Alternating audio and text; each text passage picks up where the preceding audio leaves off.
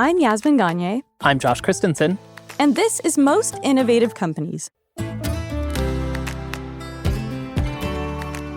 On today's episode, Fast Company contributing writer Clint Rainey on Starbucks' new CEO and the death of the third place. There was a point where the benefits were good. Now the benefits are not that different than Walmart. Rapper Saweetie on how to work successfully with brands. I love me some boiling crab. So they knew that it would be an authentic and genuine partnership. Because there's weeks where I'm ordering it like 3 times a week. Candace Bushnell, author of Sex and the City, on her career and writing. Find your Mr. Big. I don't actually believe in that in real life. And as always, keeping tabs. These terms of service agreements for all of these technology things are still insane. But first, here's the download.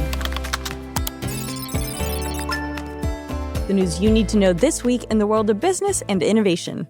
Mixed bag for retail chains this past week. Rite Aid is closing another 44 stores as the company continues to go through restructuring after filing for bankruptcy last year. They can't even spell. Right is spelled wrong. Yeah, seriously. But on a brighter note, Barnes & Noble is actually opening 58 new stores before 2025, continuing the bookstore's resurrection. The new locations tend to be smaller and better designed than before. They're also full of not books. I love it, but it's basically a coffee shop. Well, yeah, I mean, this is the thing. Nobody's buying books at a Barnes & Noble anymore, but I do love a Barnes & Noble. Oh, yeah, me too. It's got that familiar smell. It was my favorite store to go to as a kid. Same.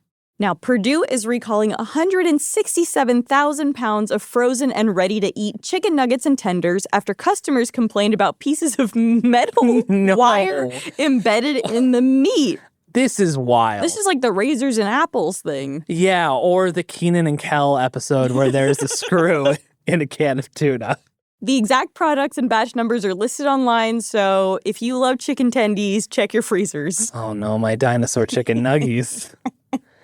A federal judge ruled that PepsiCo can be sued for marketing Gatorade protein bars as good for you, even though they have more sugar than protein. Have you ever eaten one? I ate one and felt crazy. Delicious. It's really good. It was so hyper. I'm Josh Christensen, and I endorse this deeply unhealthy product.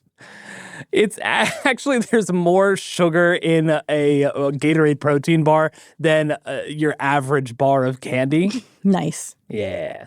After ongoing legal disputes, Condé Nast announced an agreement with OpenAI to allow content from their publications, which include Vogue, The New Yorker, GQ, Vanity Fair, and Wired, to show up in ChatGPT and SearchGPT. Many other media companies have already struck similar deals with OpenAI. The announcement from Condé Nast CEO Roger Lynch cited the increasing difficulty of monetizing news and digital media and said this partnership will make up for some of that lost revenue. This is a pretty big existential crisis for media companies. I know we talk about it a lot. Bleak. Yeah. Listen, ChatGPT could not come up with our personalities. No, they could not. Could you imagine? It's too smart. And finally, in podcast land, the super popular show Call Her Daddy is leaving Spotify and going to Sirius XM. The show, hosted by Alex Cooper, signed a $125 million deal for 3 years, more than double her previous contract with Spotify. Get that bag. Yeah, get that bag, Alex Unwell Cooper. Media, reach out. This is the latest in a series of high-profile deals and acquisitions in the podcast space for Sirius XM. Just this past January, SmartList, the Will Arnett, Jason Bateman, and Sean Hayes podcast, signed with the company for $100 million. And they've acquired Team Coco's podcast. They have a deal with Crooked Media. They're like, it's them and Spotify are going to war. And that's the news you need to know today. So, Josh, what is your go-to Starbucks order? So I've never had an official Starbucks order besides getting a drip coffee or a basic. But I went to a Starbucks with you and you were all like, oatmeal milk, this double is what shot. No, this is what I was gonna say. I was setting up the storytelling. Sorry. I'm like, fact check. Boo. No, I know what you get. No, but that's what I was going to say. My go-to now is this shaken oat milk espresso drink that they do. It's so good, but you have to get less pumps of sugar in there, the brown sugar, because they put 6 pumps in there. That's crazy. And I need half of that. That's basically what a Gatorade bar tastes that's one, it's a half a Gatorade bar, protein bar. Allegedly. What about you? What's your go-to Starbucks soda? Listen, I also know what this is. I know. It's sad. I get an iced green tea. I used to love like an iced latte, but I had some medical stuff and I had to give up coffee. Well, this took a sad turn. Which was sad. Well, way to bring down the mood, Yaz. So I get iced green tea. And one thing I do appreciate is if I travel abroad, iced drinks are not really a thing. Yeah. They always have the same menu. It's really nice. Yeah, I appreciate that kind of consistency. Last week, in a major shakeup, Starbucks announced the appointment of a new CEO and chairman, Brian Niccol. Niccol is currently the CEO of Chipotle, and he'll succeed Laxman Narasimhan at Starbucks, who is stepping down immediately from the position he has held for, wait for it, 17 months. For a company that has aggressively claimed it does not make fast food, this new hire could signal a shift in how Starbucks views itself and how it attempts to regain the 20% it's lost in market cap. Former longtime CEO Howard Schultz and one-time presidential candidate Howard Schultz Never forget. began marketing the cafes as cultural third places, but passing the baton to Niccol suggests that the coffee giant could be ready to just call a spade a spade. It's a stop-and-go coffee shop. Here to tell us more is Fast Company contributing writer Clint Rainey. Welcome back to the show, Clint. Thanks, Jess. Good to be back on. So, who is Brian Niccol, and why is this change so significant? So Brian Niccol, he's not a name brand like Howard Schultz is or Ray Kroc. He's just sort of a regular guy, right? I mean, Yeah. But I think he's revered within the industry, sort of the way you talk about a coach with like a really long record of a bunch of winning seasons. Right. He's like the Phil Jackson of fast casual or something. The Phil Jackson of fast casual is an incredible moniker, and I really hope he takes that up on his X profile. I mean, he spent 2 decades in fast food, jumping from brand to brand, and he's had pretty excellent runs at all of those places. He was at Yum Brands in the 2000s and got promoted to Pizza Hut's chief marketing officer, kind of right as the Great Recession started. And he kicked off a bunch of things for them, web ordering, mobile apps, like a heavy use of social media, things that seem like antiquated practically now. But at the time, they were pretty big deals. Mm-hmm. And then he jumped from there to Taco Bell.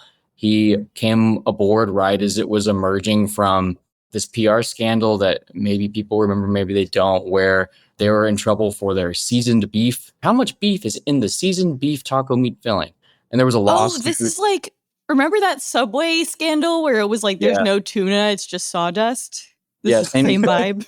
Or that their bread's not real bread. Man, Subway needs some help. Brian Niccol maybe should have been hired by Subway. Subway needs it. Do a tour through Subway as well. Yeah, no, this was a similar kind of thing where these fast food chains in particular had these sort of toxic images, at least among a subset of consumers. And Niccol had this like ability to just sort of stroll in and turn things around. I mean, like when he got to Taco Bell, sales were dropping. And then like within a little over a year of joining, they were back up by almost double digits. And he was recruited to Chipotle after some big scandals, right? I mean, we've reported on that. I don't know how he managed to get to Chipotle because he had just left Taco Bell for doing the thing that we kind of, I guess do we still associate this most with Taco Bell? All of these like deranged sounding menu items that are in partnership with like ultra processed food brands, Doritos, Locos Tacos, Kit Kat quesadillas, Captain Crunch donut holes. Mm-hmm. Those things turned out to be a gold mine with consumers, but somehow that was what Chipotle wanted to come in on the tail end of the food safety scandal that had laid waste to that brand, basically. Mm-hmm. But he did a really good job there too. When Starbucks put its press release out announcing that they'd brought him on last week, they literally just quoted his like success record from Chipotle. Like the line I thought was pretty funny because it was like, since becoming CEO in 2018, Niccol has transformed Chipotle. Revenue has nearly doubled, profits have increased nearly 7-fold, and the stock price has increased by nearly 800%. That's what happens when you cut down the amount you put in a burrito for every single customer. That ROI.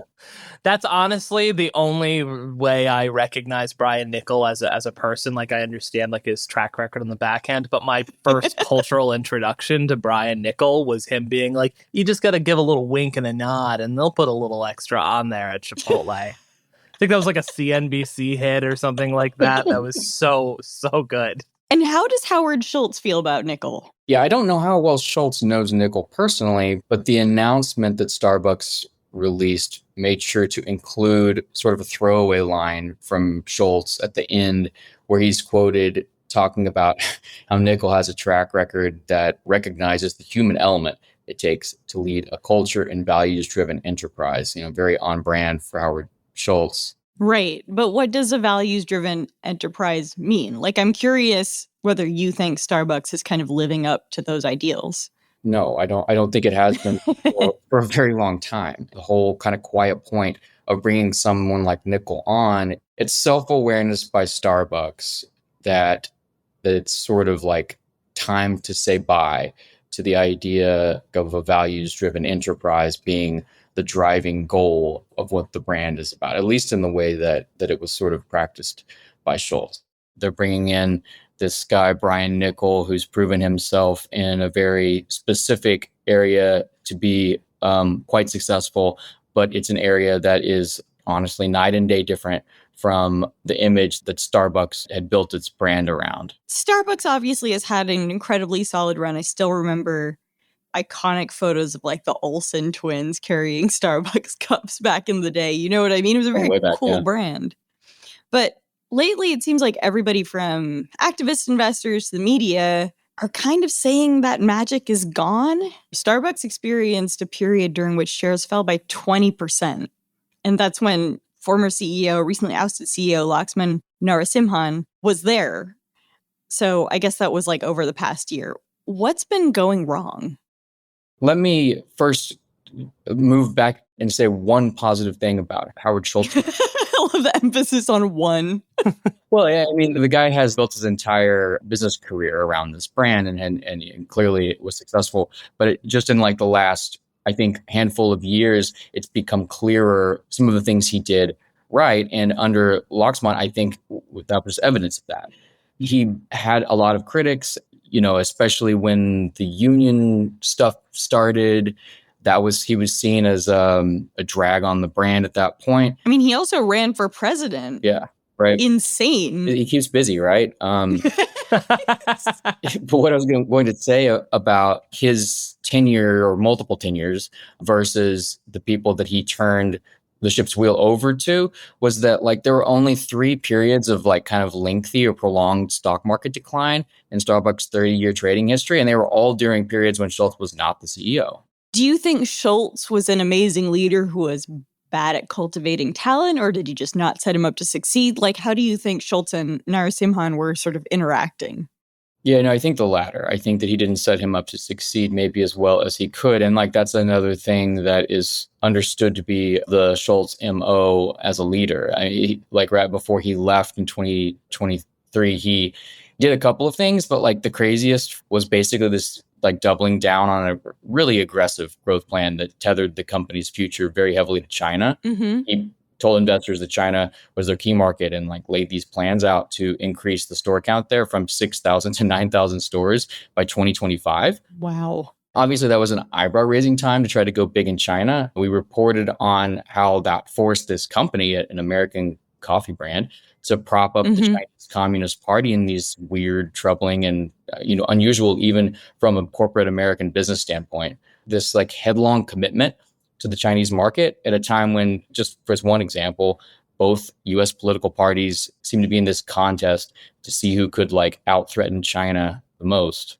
How has Starbucks fared in China? Beyond the political implications, like are people buying the coffee there? They have underperformed in every market, and that includes China.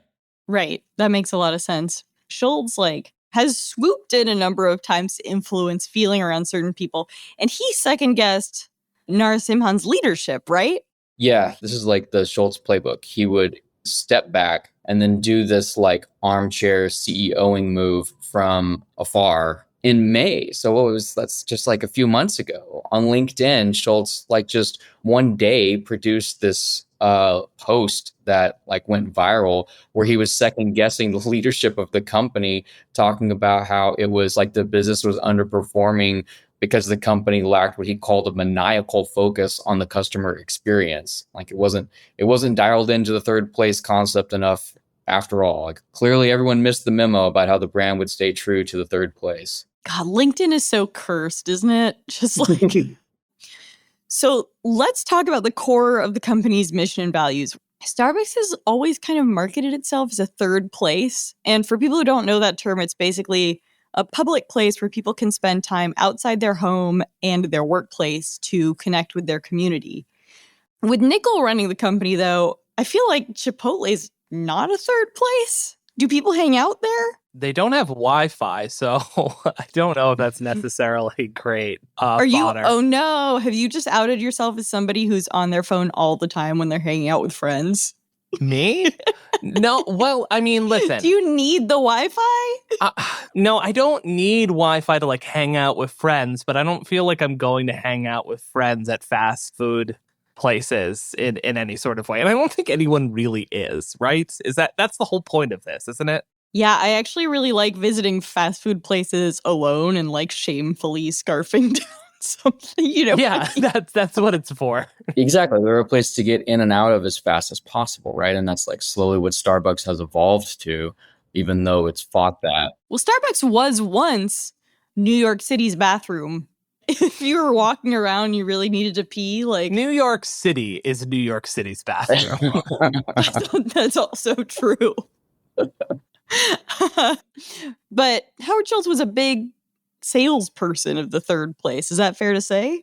Yeah. And I think that, he was really on to something when he started pushing that idea, which, he didn't invent, but he transformed it into the sort of driving force of the coffee chain that he created. But then it went on to symbolize something that was more than just filling a unique cultural role of being like a casual hangout spot. Like he morphed it into this idea that the brand could stand for making like meaningful social changes. And that's where the whole idea that it was this progressive company that was, good for the workers and going to insert itself into like these political debates that were going on in the country and all of that. And he published a book, From the Ground Up, A Journey to Reimagine the Promise of America, which is like lofty. Yeah. Remember when he tried to spark a national conversation in America about race relations? He made this announcement that we know we're going to spark a national conversation in America about race relations by making the baristas begrudgingly write literally the words "race" together on cups, and so funny. Forced them directly into the middle of that inside their own place of work. The last place that you want to have a serious conversation about a topic like that. He got no amount of eye rolls from like the media and other critics about the odds of any of that stuff working out. But to me, that reflects how he had like this vision for just a plain old coffee chain that grew into something that the engine started revving more and more and more, and it just kind of got out of control. This phrase that Schultz loves about Starbucks is that it has a soul. Like he loves to say that it has a soul. The company is a gift to humankind. And like, that's just not something that a company should, in my opinion at least, set out as a goal. He kind of always expected that the third place idea could evolve with the times. Mm-hmm.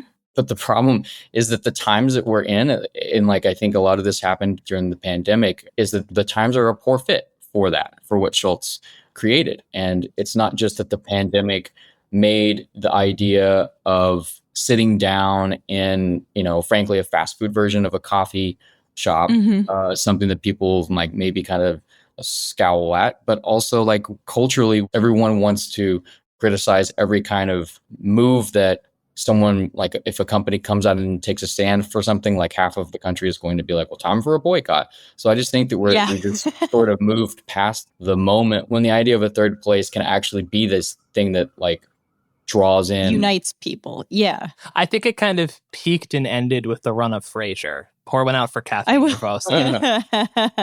will say one thing about Starbucks' third place.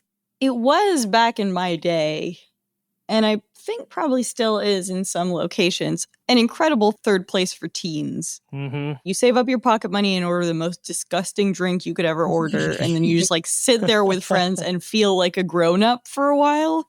That is true. That is true. I feel like that's shifted to Sephora now, as we've talked about on the show. That's also true. Sephora is the third place now for teens and tweens. It's funny because that reminds me of how the move to online ordering in the app and all of that has in some ways exacerbated that shift, because we all kind of watched in horror when all of these fast food chains were starting to create like the online ordering mold. Horrible. Like, I want a quarter pounder, but I want it to have 17 pieces of cheese and no meat. And you press enter and then it just shows up on the counter. Mm-hmm. And I think that in the same way that like the younger demographic is key to Starbucks and these other companies' bottom lines, they were hoping that this march toward being more digital, more modern was going to like bring that crowd in. And I guess it did, but it's not a continuation or evolution of the original ethos. It's a whole entirely different thing. It's this thing where you get on your own phone by yourself and do something that like would have been fun with your group of 6 friends at the counter at Starbucks, but now just makes you look like a jerk to the baristas who have to put together this like 20 ingredient brain. Totally. I want to talk a little bit about the app and mobile orders, how they've incorporated this kind of digital ordering that seems to have shifted into high gear during the pandemic. Tell me a little bit about the sort of digital ecosystem around Starbucks.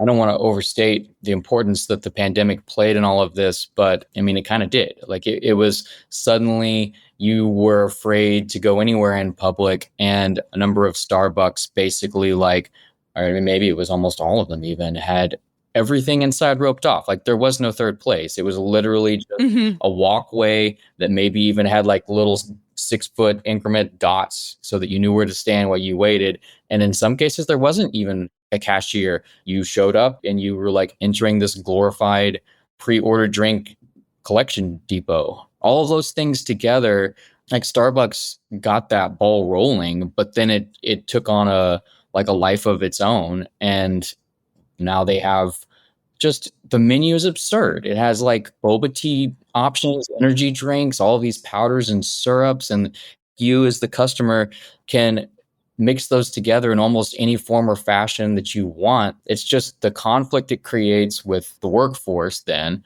who has to put this stuff together. And, you know, many of them took these jobs in the first place in hopes of tapping into that idea that it was going to be a rewarding job, you know, and this third place instead just ends up pouring a bunch of scoops of stuff into a blender and then putting it into a cup on a pickup counter. I do think the one thing that having these specialty weird drinks like the olive oil coffee does is keep Starbucks in the news cycle. That's true. And keep people posting about it on social media. So I think the ROI per store may not be that high, but you may be saying like, this is actually like great for our marketing. Yeah, that's a good point. For a long time, there was this positive feeling around being a Starbucks worker because I think baristas had the opportunity to get like free online college tuition. They supposedly had really good benefits. Then there was kind of a unionization effort that Howard Schultz seemed to totally hate. I'm curious how you think about the company's relationship with its employees at lower ranks. That all began when Schultz was still behind the wheel, right? All of the people I talked to, they were very clear that Schultz felt like a sense of personal affront at the idea that he had created and run the company as being bad for workers. Mm-hmm. He had very intentionally, purposefully created a business model that did offer the workers more than they could get elsewhere. But then it didn't evolve with the times either. There was a point where the benefits were good. Now the benefits are not that different than Walmart. So right. Like what he did is he set off a cultural change.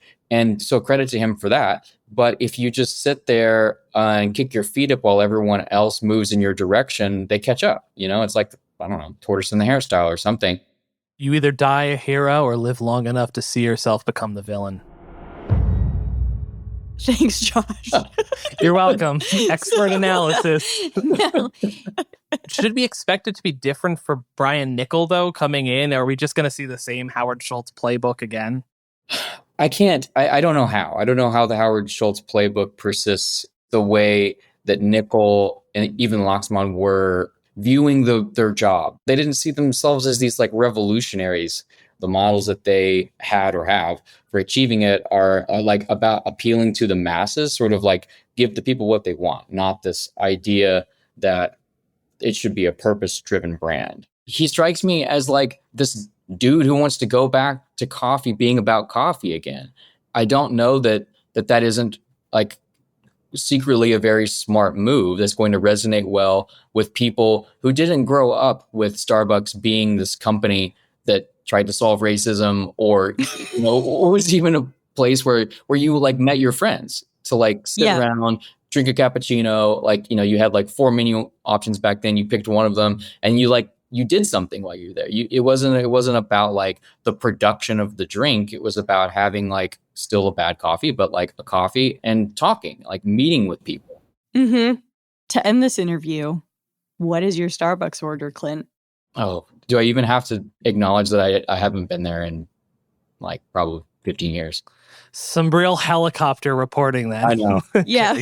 You're like, this is a right around. The problem is that I'm a coffee snob and I don't like their coffee. I think that they make other stuff. Yeah, because it's bad. It's probably all right. I appreciate what it stands for in the same way that, like, I don't really eat McDonald's either, but these are brands that have become world famous for a reason. They do things well, even if they're not your thing, right? And I think that for a long time, Starbucks did a bunch of things really, really well. And now it's just found itself in this awkward place of like, that stuff kind of doesn't work anymore. And so like, what's next?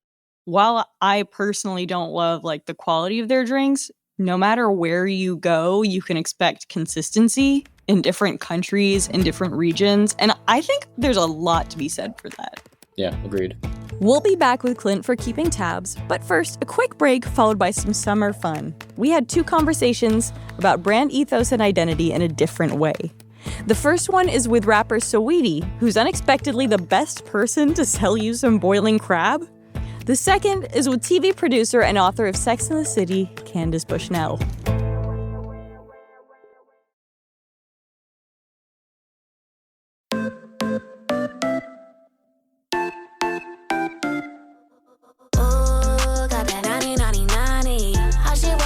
That's the rapper Saweetie on her latest single, Nani. Saweetie actually did an interview 4 years ago with my colleague, Casey Ifeanyi, when she was releasing her album, Pretty Bitch Music. That's my soundtrack. And in that interview, she said that she didn't feel successful yet. Of course, she's only continued to rise since then, not just with her music, but with her TikTok presence and her savvy brand deals. So when I got the chance to talk to her this summer, I wanted to know, does she feel successful now? I do, because I've been practicing being in a state of gratitude. Mm-hmm. And if I'm not grateful for what I've accomplished now, what will I ever be grateful for? So I try to change my mindset since then, and I've learned to appreciate the small things, the medium things, the large things, but all the things that make, me. So I definitely feel like my mindset has changed. Was there a turning point for you, or was there a moment where you were like, I need to change the way I think about all of this? I would say over the past 2 years, I've been hyper self-aware in a sense of just doing more personal growth and self-reflection. And through many reflections, I realized that I was constantly worrying. I was constantly wanting to be somewhere else in life. And if you're always like wanting for something else, you're never able to really appreciate the moment. So I had to shift how I viewed, my life and my circumstances in my life. So you recently partnered with Postmates and the Boiling Crab. I know my taste buds can make me a hot mess sometimes, but thanks to Postmates, I'm collaborating with the even hotter mess. What? Who'd you think I was talking about? This is the hot mess from Postmates and the Boiling Crab. It's a combination of all of my... Tell me about that partnership. For my food partnerships, I notice that I get them because of the videos I create. And if you know me, if you follow me for a minute, I love doing mukbangs or ASMRs. And I love me some boiling crab. And interestingly, they pulled up my account. And that's the most thing that I've ordered this year. So they knew that it would be an authentic and genuine partnership. How did you feel when you got the email and they were like, you order so much boiling crab? I was like, damn, girl. Because there's weeks where I'm ordering it like 3 times a week. Oh, my God. Yeah, I love crab and spices. I read you grew up eating it, right? Yeah, my mom used to take me to like a seafood city or like a food market. We'd get the crab and she'd bring it home and cook it live. Wow. Okay, that's intense. It's really intense. I want to sort of go through some of your partnerships and talk about how they came about. The first is McDonald's, actually. How did they get in touch with you? How did you decide that they were the right brand to partner with? Well, they actually came to me because I had went live plenty of times, and I would make these crazy McDonald's concoctions. I've watched some, and I find it awe-inspiring and a little bit upsetting, which Why? It's just like, I'm like, how is she eating all this? It's impressive. I've always had a peculiar taste in food. Always like just trying like different things. Getting a Capri Sun and then getting a hot dog or a beef link.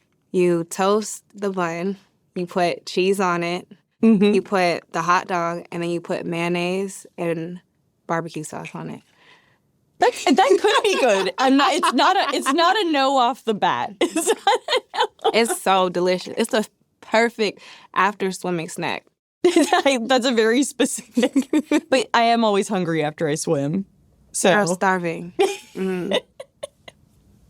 So McDonald's got in touch with you. They saw a video of you making a crazy McDonald's creation. Yes, and to be honest, when I got the call, I was getting a lot of brand deal offers at the time. Yeah. So when it came in, I thought my team was like playing with me. They always thought my food concoctions was crazy. So I thought they were just playing around. Like, you know, you and your crazy concoctions. They find like McDonald's has an offer for you. And I'm just like, stop playing with me. So I didn't believe it at first. That's funny. It sounds like you get approached by a ton of brands. How do you decide which ones are right for you? In the beginning, I was saying yes to a lot of brands. But as I started to do business with these people, I realized that brands are people too. They may not have a face of the company, but they have real people working there, and those real people want a real connection with you. Right. And I don't think that it's a good business practice to do a brand deal and take money from a brand you don't believe in. So moving forward, if I'm collaborating with a brand, I genuinely either love the brand, the company, or the product. And audiences can kind of tell, right? Absolutely. Like, we're not stupid. I want to talk about a couple more of your partnerships and why they made so much sense for you.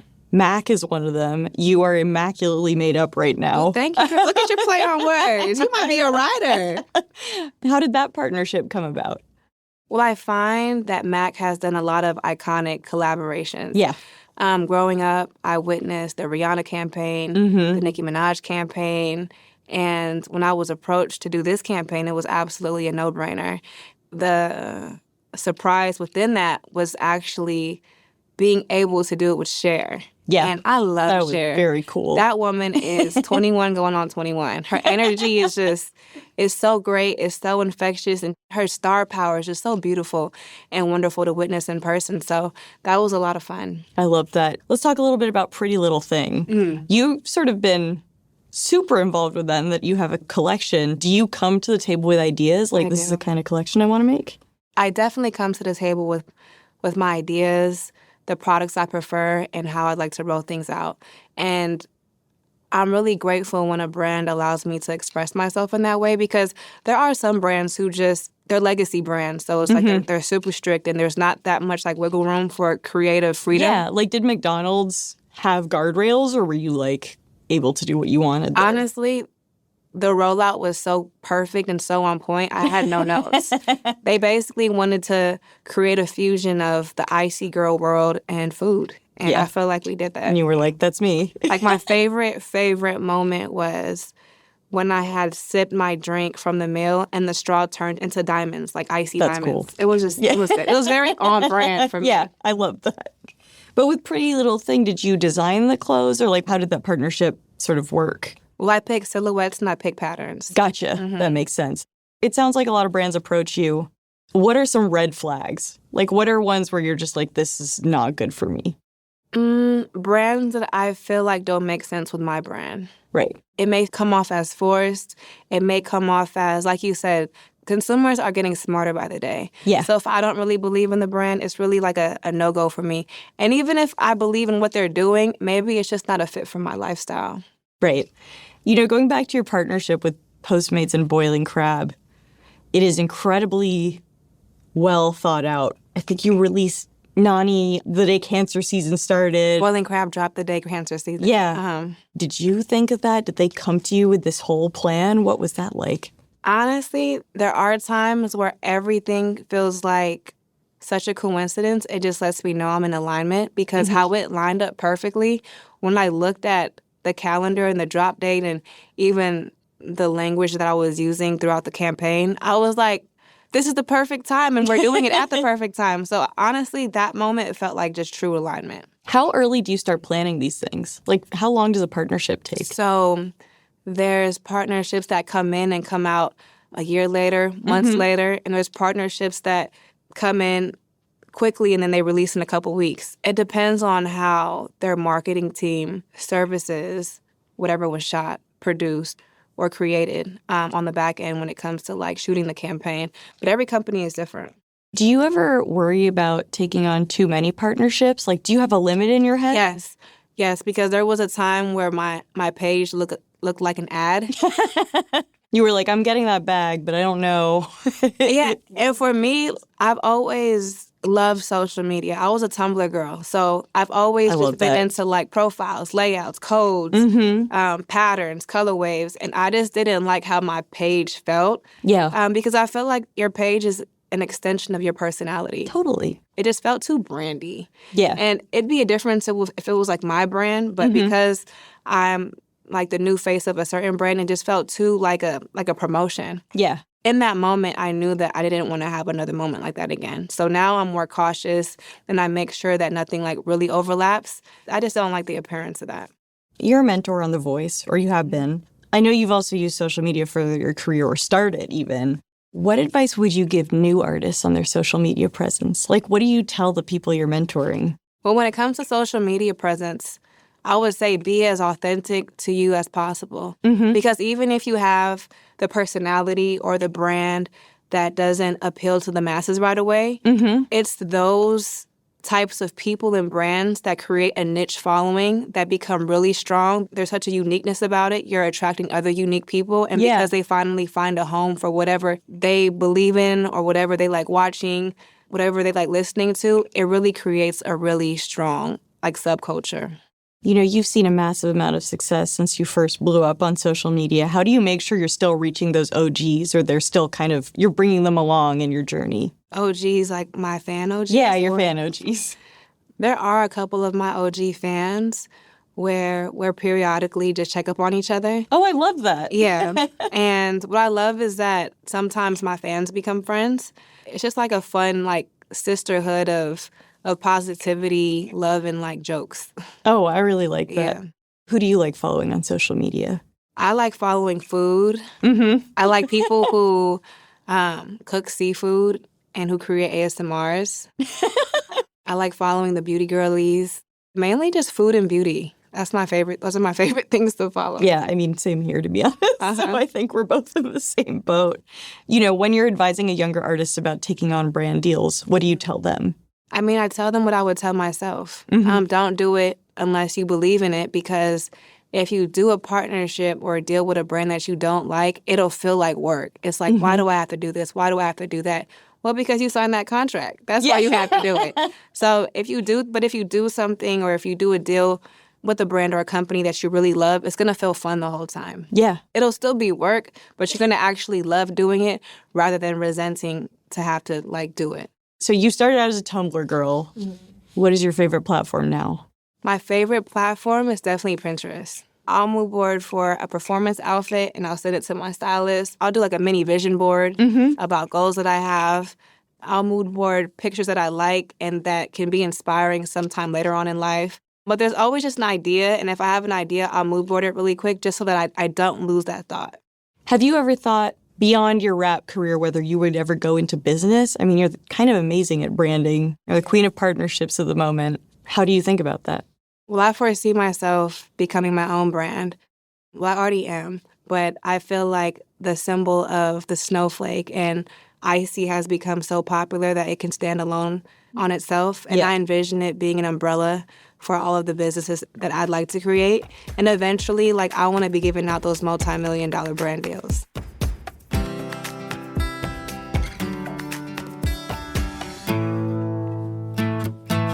Next, I've got a special bonus segment for you. A few weeks ago, I was invited to interview Candace Bushnell on stage at Camp FFF, the annual event put on in the Hamptons by Female Founders Fund. I know, my work sometimes is a chore. Candace Bushnell is the author of the original column Sex and the City that inspired the show, 2 movies, and the current sequel, And Just Like That.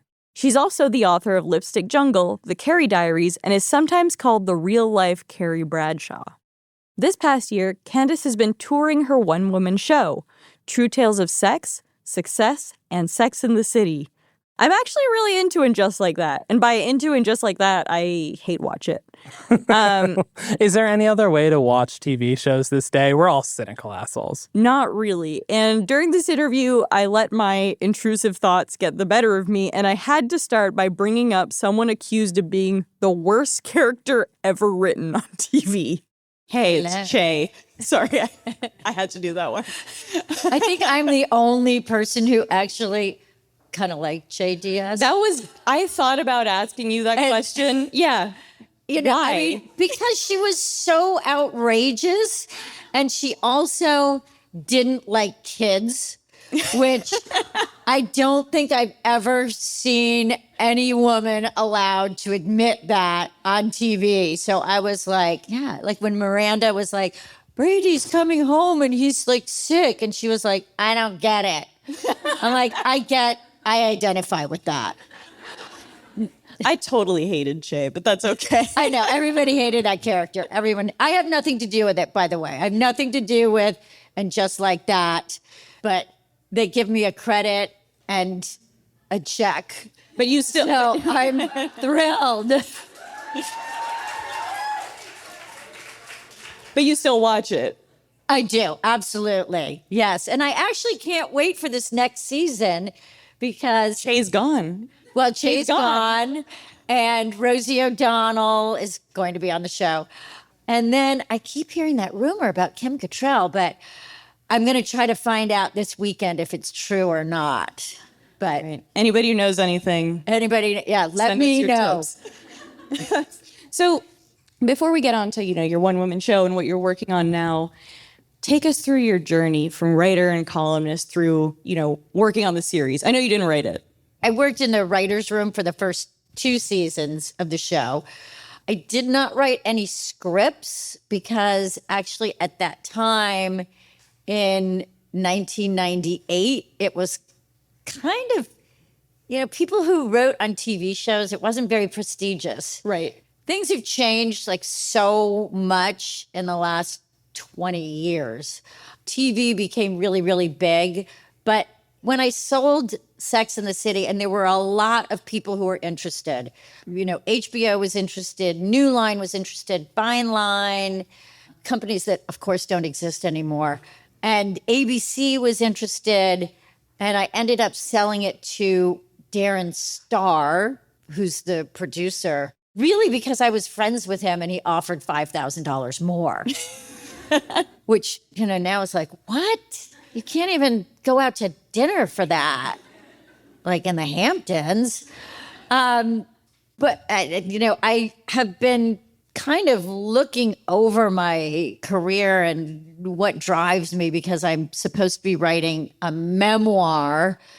And are you in the sort of procrastinating phase of the writing process? I am, but I'm doing the thing that I've learned to do with writing a book. I mean, first of all, writing a book it's like I do a one-woman show where I'm up on stage by myself for 90 minutes, and writing a book is about 100 times harder than being up on stage for 90 minutes. It's, you have to really, really immerse yourself in the book. It's different than writing an article. And you have to make a real time, energy, and effort, commitment to that book. I always find that if I just start doing it, I usually can keep going. But it's the start. You have to convince yourself, just go there and go to the computer and, just write a page about absolutely nothing. It's usually a page about how much I hate myself and how I suck. Because unfortunately, that's part of being a writer too. Yep, that's real. It's been pretty much of a struggle. Mm-hmm. I knew when I was 8 years old that I wanted to be a writer because I had an epiphany moment. And also because I grew up in the 60s, I'm hyper aware of sexism. And, so my message, although the message with Sex and the City ended up being like True Love, the TV show, and Find Your Mr. Big. I don't actually believe in that in real life.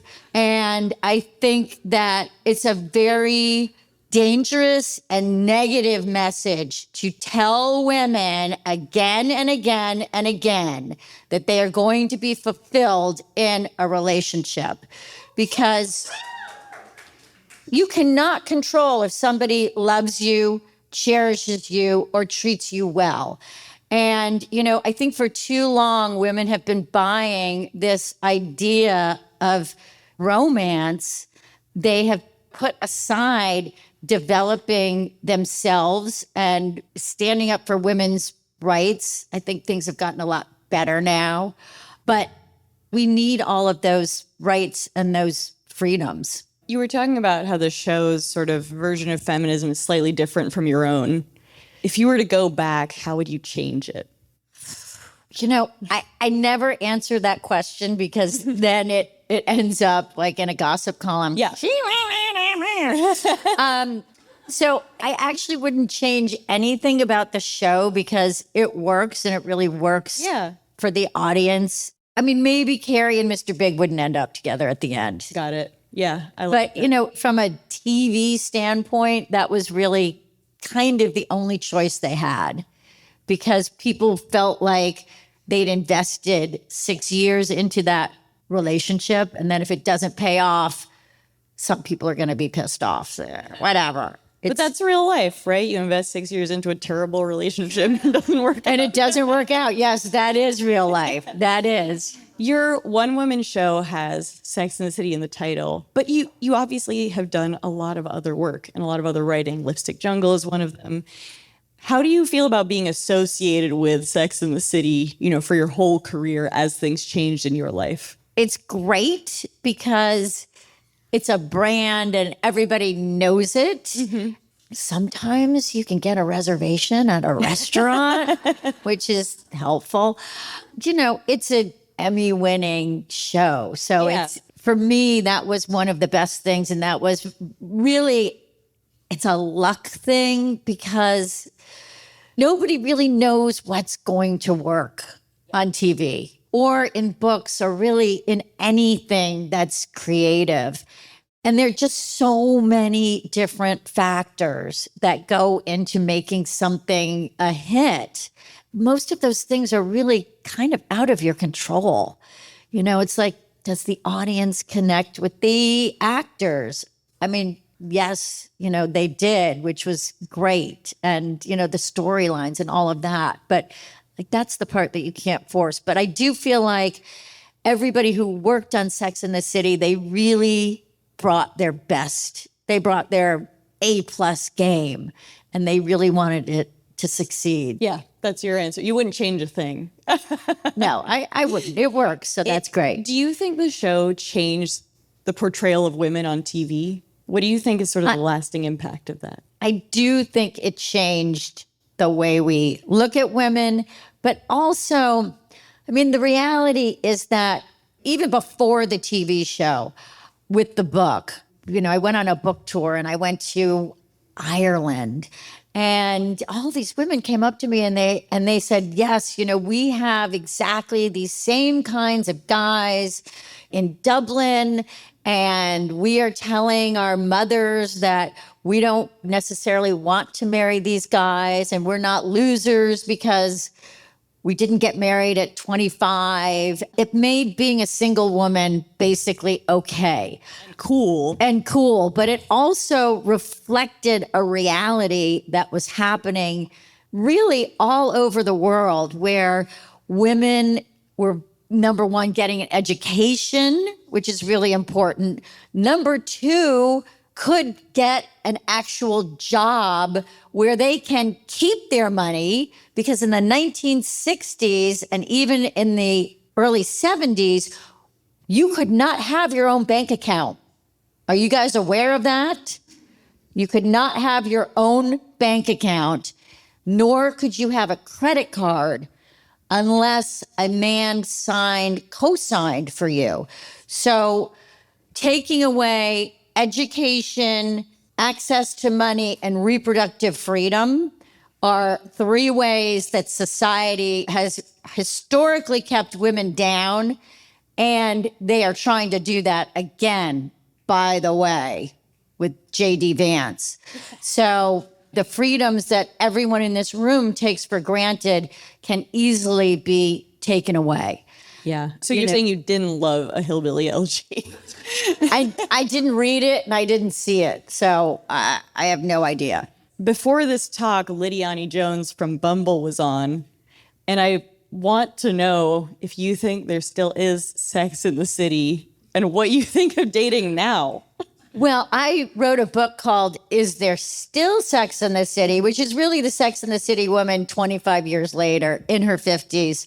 And, the different things that happen to you and the different types of guys who are out there. There's the hot drop. This is the guy you should be with because he's age appropriate. He's still got most of his hair. He's still got a good job. But as soon as he gets divorced, he's immediately snapped up by somebody younger. And then there's a senior age player. You guys have probably encountered him.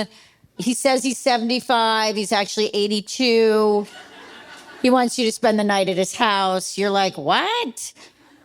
I mean, I see on TikTok, all of these women are they're so tired of dating and they're not getting what they want. They're not being treated with respect, and those are kind of societal problems in a way. So I don't know. I think we have to retinker the men. I like that. Yeah, men are trash, always and forever. Well, this was great, Candace. Thank you so much. Thank you.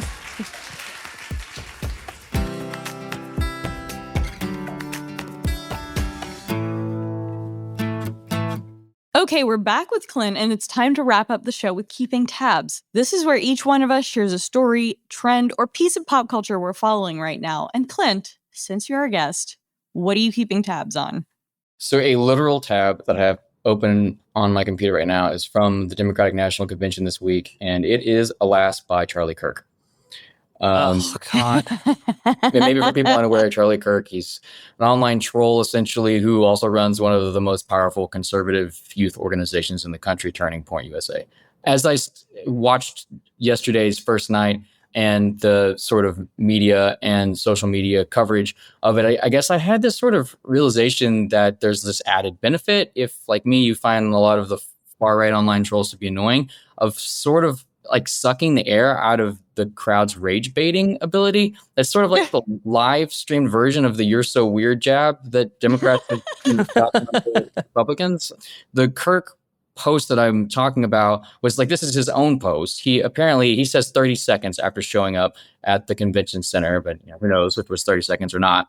He runs into this young guy that, his video crew is filming the exchange with, and turns out it's the president of the Young Democrats of Georgia, this person named Parker Short. Two of them obviously get into an instant confrontation.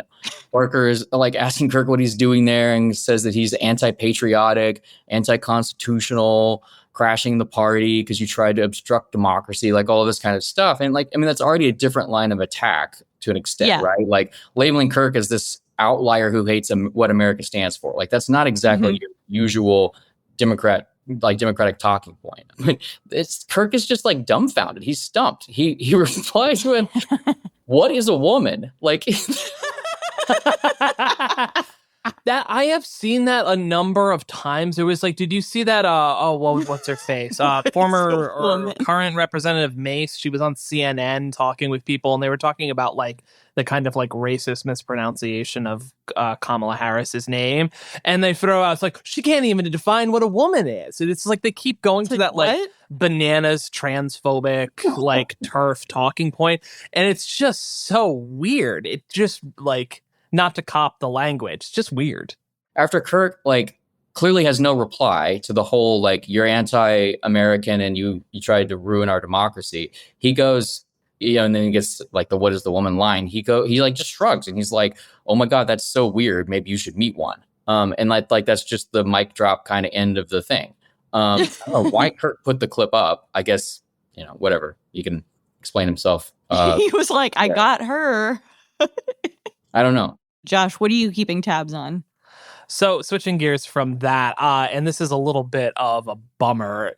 Did you all see this Disney story about the man whose wife passed away from an allergic reaction? Oh, it's crazy. In Disney Springs, and he filed a wrongful death suit against Disney. And initially, it came out that Disney was pushing to dismiss the case or have it be taken up in arbitration because the guy had signed up for Disney Plus at some point. And there is a clause, and I'm paraphrasing at this point, there's a clause in the user agreement that basically says any dispute with the company Disney has to be taken up in arbitration, i.e. like you can't like sue them, essentially, was what they were arguing. They did drop the arbitration, right? So it is going to go to court because there was this crazy backlash in there, and it's super sad. And obviously your heart goes out for this man who in this tragedy, but like these user agreements, these terms of service agreements for all of these technology things are still insane. The amount of shit that gets snuck in there on people. And I just can't get over like this story. It's so sad and just kind of frightening on a very serious level. Yeah, I'm with you. Yaz, what are you keeping tabs on? Brighten it up. Well, I didn't come on this pod to pretend to be smart or offer any rigorous analysis on the DNC. I came here to talk about the fact that I found out yesterday Ingmar Bergman, the famous Swedish director, some Scandinavian country, apparently was a huge fan of Sex and the City and said it in several interviews. Okay, that's a very weird quote. Bergman was a fan of the Muppets, particularly the out-of-control drummer Animal, and rarely missed an episode of Sex and the City. Quote, "The women are beautiful and they talk dirty," he told Lynn.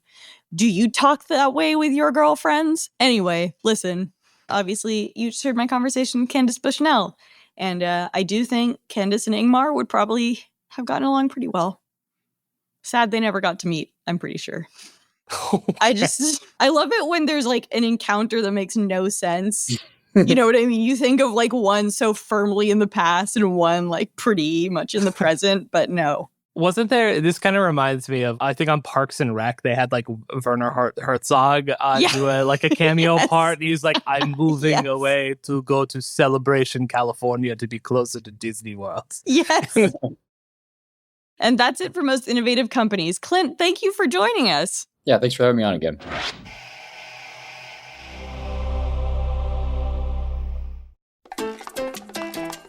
Our show is produced by Avery Miles and Blake Odom, editing by Julia Shu, mix and sound design by Nicholas Torres, and our executive producer is Josh Christensen.